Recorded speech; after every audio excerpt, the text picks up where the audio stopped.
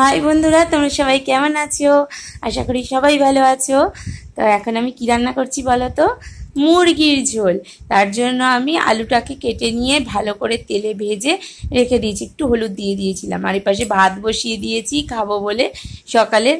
আর এখানটায় মাংসটাকে ম্যারিনেট করে রেখেছি, হলুদ, জিরের গুঁড়ো, কাঁচা সর্ষের তেল, লঙ্কার গুঁড়ো এইসব দিয়ে সব ম্যারিনেট করে রেখেছি মাংসটাকে। আর এখানটায় পেঁয়াজটাকে ভেজে নিচ্ছি, আর এখানে আদা, রসুন আর কাঁচা লঙ্কা পেস্ট করে নিয়েছি।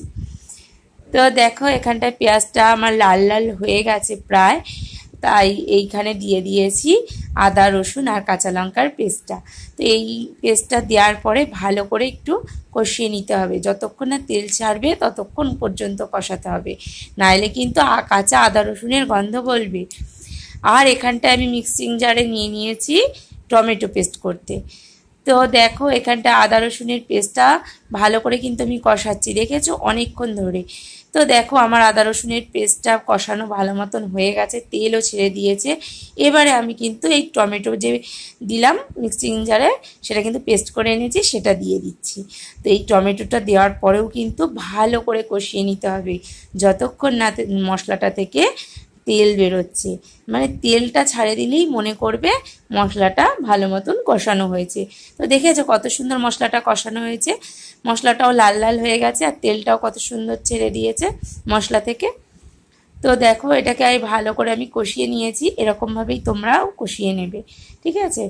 এবারে আমি ম্যারিনেট করা যে মাংসটা আছে সেটা দিয়ে দিলাম।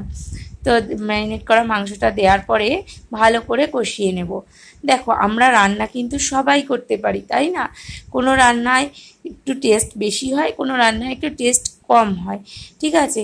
সেটা কিন্তু সবসময় যে পরিমাণ মতন মশলা দিলেই রান্না ভালো হবে, টেস্ট হবে তা না।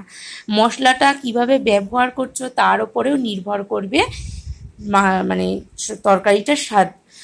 কেননা মশলাটা যদি তুমি কাঁচা রাখো তাহলে কিন্তু সব সময় তরকারির দিকে একটা কাঁচা গন্ধ বেরোবে মশলার।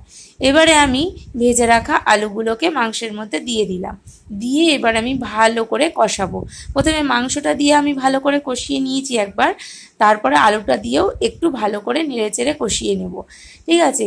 দেখো কত সুন্দর মাংসটার কালার আসবে কষানোর পরে। এই দেখো, দেখেছো আমি অনেকক্ষণ কিন্তু মাংসটাকে কষিয়েছি, তার ফলে দেখো কত সুন্দর কালারটা এসছে। যেমন রঙও সুন্দর হয়, তেমনি মানে তরকারির টেস্টও ভালো হয়, সেটা পুরোটাই কষানোর ওপরে, ঠিক আছে। তো দেখো ভালো করে কষিয়ে নিয়েছি, মাংসটার গায়ে গায়ে মশলাটা কিন্তু লেগে গেছে, মশলাতে কোনো জল নেই আর, ঠিক আছে, শুধুই মাত্র তেল আছে যেটা দেখছো। এখন আমি এই মাংসটা মানে তরকারিটার মধ্যে আমি জল দেব, পরিমাণ মতন জল দিয়ে ঢাকা চাপা দেবো। যেহেতু মুরগির ঝোল সেহেতু একটু বেশি করেই জলটা আমি দিয়েছি, ঠিক আছে। তো এই যে দেখো আমার এই জলটা দেওয়া হয়ে গেছে।